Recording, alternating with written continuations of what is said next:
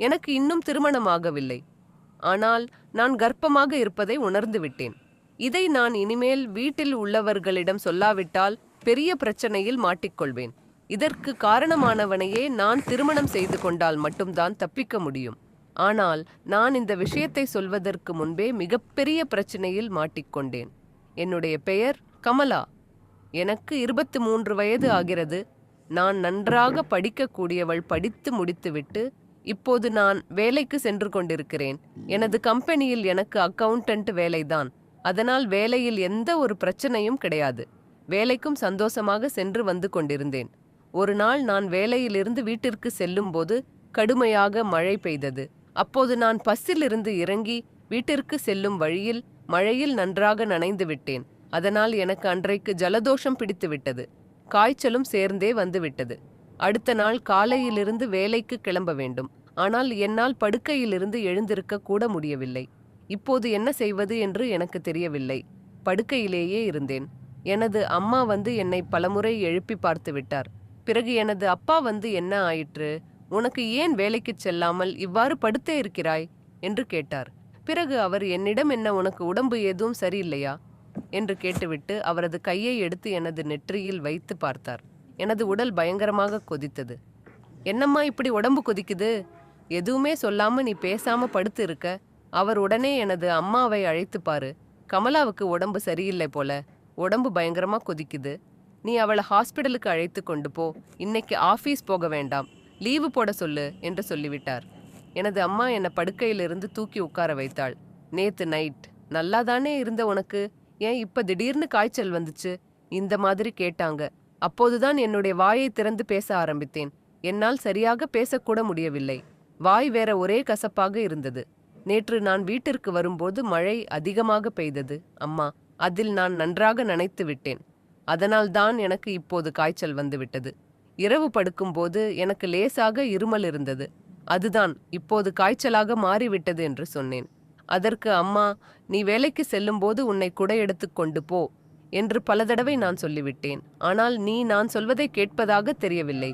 நீ என்றைக்கு நாங்கள் சொல்வதை கேட்டிருக்கிறாய்? இப்போது பார்த்தாயா, உனக்கு காய்ச்சல் வந்து விட்டது.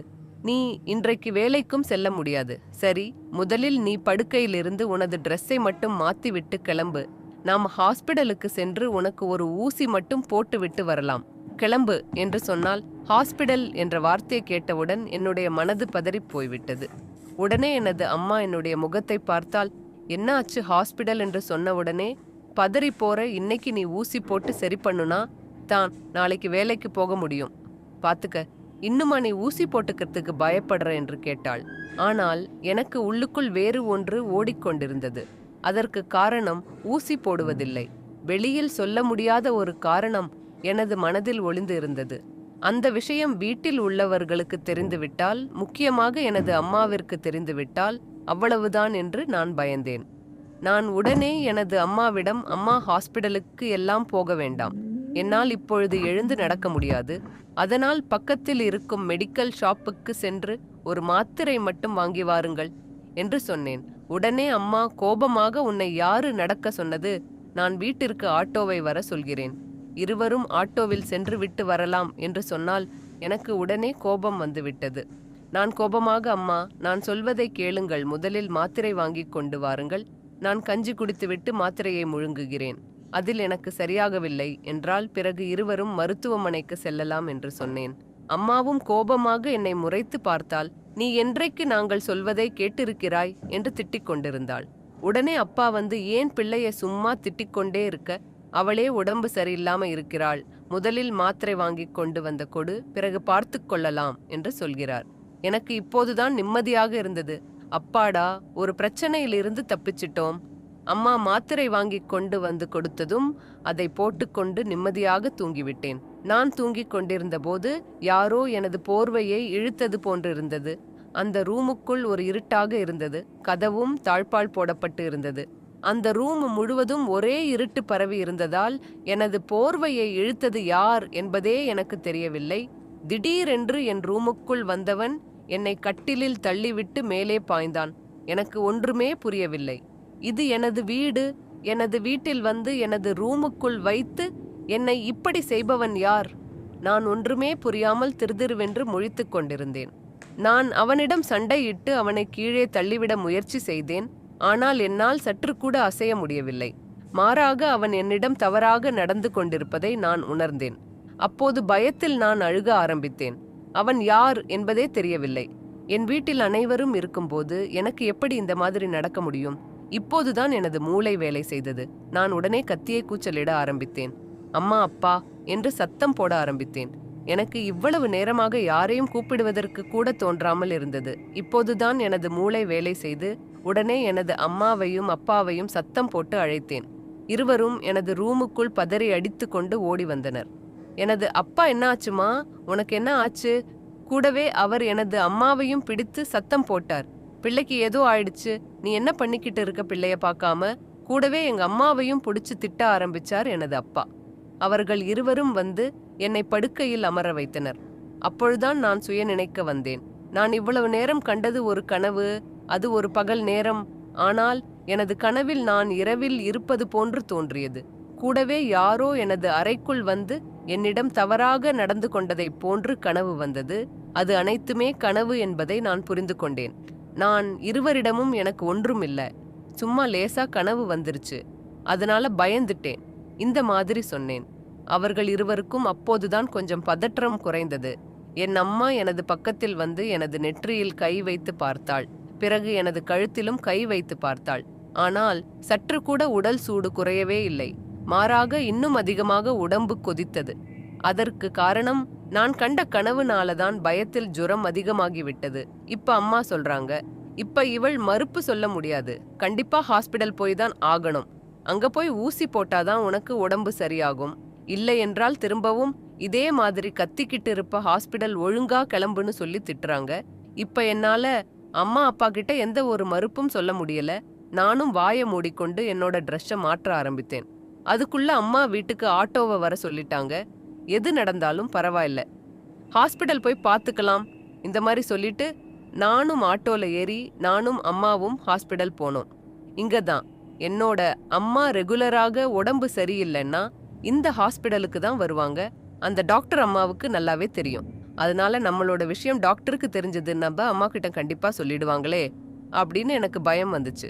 எப்படியாவது டாக்டர் கிட்ட பேசி இதிலிருந்து தப்பிக்கணும்னு நினைச்சேன். ஆனா அது என்ன விஷயம், எதனால அது நடந்துச்சுன்னு நான் உங்களுக்கு சொல்லல.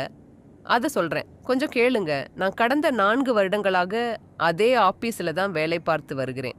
இதுவரைக்கும் எனக்கு எந்த ஒரு பிரச்சனையும் வந்ததே கிடையாது.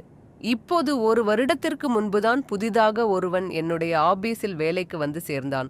அவன் எல்லாரிடமும் நன்றாக பேசுவான், நன்றாக பழகுவான். ஒரு சில பெண்கள் அவன் தங்களிடம் பேச மாட்டானா என்றெல்லாம் நினைத்து கவலைப்படுவார்கள். வந்த கொஞ்ச நாளிலேயே எல்லார் மனசிலும் அவன் இடம் பிடித்து விட்டான். ஆனால் எனக்கு அவனை பிடித்திருந்தாலும் அவனை பார்ப்பதற்கு பிடித்திருந்தாலும் மிகவும் நெருங்கியெல்லாம் போக மாட்டேன். கேட்பதற்கு மட்டும் பதில் சொல்லிவிட்டு ஒதுங்கியே இருப்பேன். நான் இந்த மாதிரி அமைதியாக இருப்பதால் அவனுக்கு என்னவோ என்னை மிகவும் பிடித்து போய்விட்டது. அடிக்கடி நான் இருக்கும் இடத்திற்கே வருவான். நான் மதியம் நேரத்தில் எங்கு போய் சாப்பிடுகிறேனோ அதே இடத்திற்கு வந்து அவனும் சாப்பிட வருவான். நானும் நீண்ட நாளாக பார்த்து விட்டேன், அவனை கவனித்தும் விட்டேன். அவன் என்னை சுற்றி சுற்றி வருவது எனக்கு நன்றாகவே தெரிந்துவிட்டது.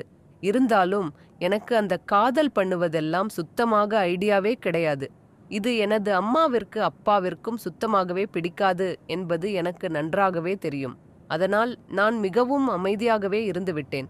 ஒரு நாள் சாயங்கால நேரத்தில் எனக்கு சற்று வேலை அதிகமாக இருந்ததால் அனைவரும் கிளம்பியதற்கு பிறகும் நான் வேலை பார்த்து கொண்டிருந்தேன். நான் கிளம்பாமல் ஆபீஸில் இருப்பதால் அவனும் வீட்டிற்கு கிளம்பாமல் அங்கேயே இருந்தான். சரியாக நான் கிளம்பும் நேரத்தில் அவன் என்னிடம் வந்தான். என்ன உங்களுக்கு இன்னைக்கு வேலை ரொம்ப அதிகமா இருக்கா அப்படின்னு கேட்டான். நானும் அவனிடம் ஆமா என்றேன். பிறகு நான் இப்போது கிளம்ப போகிறேன் என்று நான் அவனிடம் சொன்னேன். சரி வாங்க, 2 பேருமே ஒன்னா போகலாம்.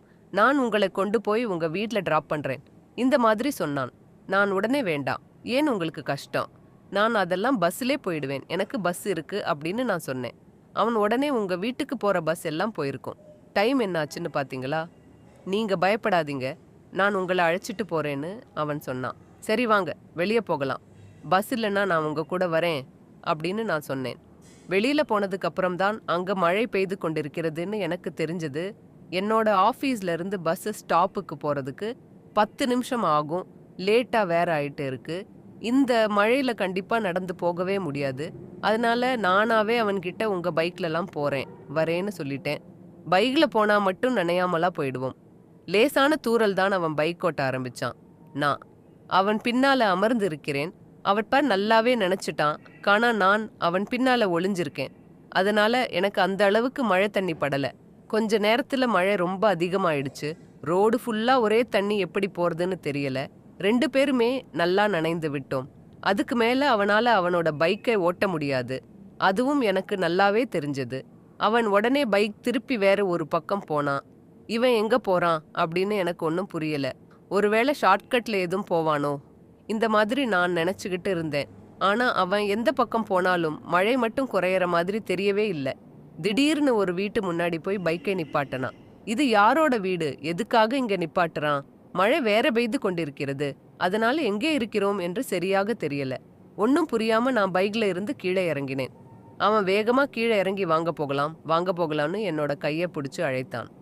மழை பெய்து கொண்டிருந்ததால் நானும் வேகமாக அவன் பின்னால் சென்றேன். அவன் அந்த வீட்டு கதவை திறந்து உள்ளே சென்றான். இது யாரு வீடு, ஏன் இங்க கூட்டிக்கிட்டு வந்தீங்க என்று கேட்டேன். ஏங்க பயப்படாதீங்க, இது என்னுடைய வீடு தான். இங்க நான் மட்டும்தான் இருக்கேன். அவன் பேசிக்கிட்டே ஒரு துண்டை எடுத்து எனக்கு தலையை துவட்டுவதற்கு கொடுத்தான். என்னை வீட்டுல கொண்டு போய் விடுறேன்னு சொல்லிட்டு, எதுக்காக உங்க வீட்டுக்கு என்ன கூட்டிட்டு வந்தீங்கன்னு கேட்டேன். என்னங்க இப்படி சொல்றீங்க? வெளியில் மழை எப்படி பெய்யுதுன்னு பாத்தீங்களா? இதுல போக முடியுமா? பைக்கை என்னால ஓட்ட முடியலங்க. அந்த அளவுக்கு மழை வேகமாக முகத்திலேயே வந்து அடிக்குது. கொஞ்சம் பொறுங்க.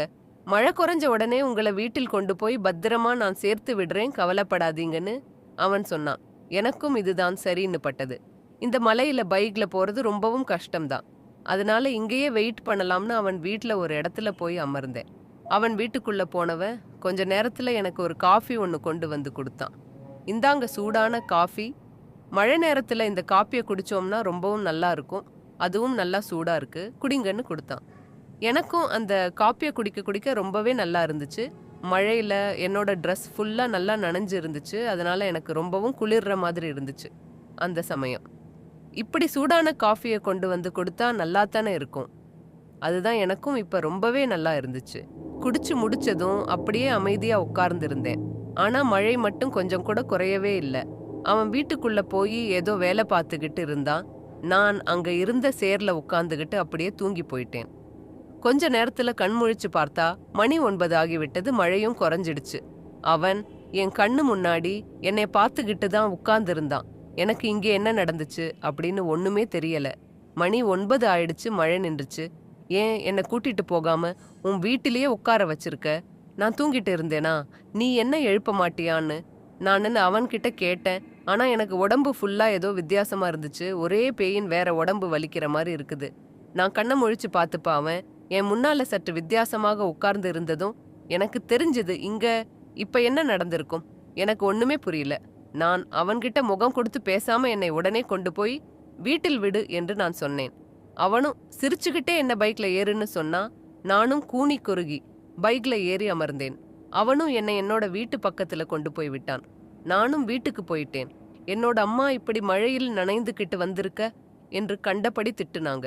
நான் அதை எதையுமே காதில் வாங்கிக்காம நேரா பாத்ரூம்குள்ளதான் போனேன்.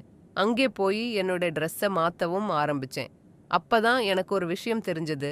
நான் போட்டிருந்த உள்ளாட இப்ப இல்ல, நான் அதை போடாம போகவே மாட்டேன். நான் அதை போட்டு இருந்தது எனக்கு நல்லாவே தெரியும். இப்ப அது எங்க போச்சு? நல்லா யோசிச்சு பார்த்த பொழுதுதான் அவன் வீட்டுல எனக்கு ஏதோ தப்பு நடந்து இருக்கும் போல அப்படின்னு நான் புரிஞ்சுக்கிட்டேன்.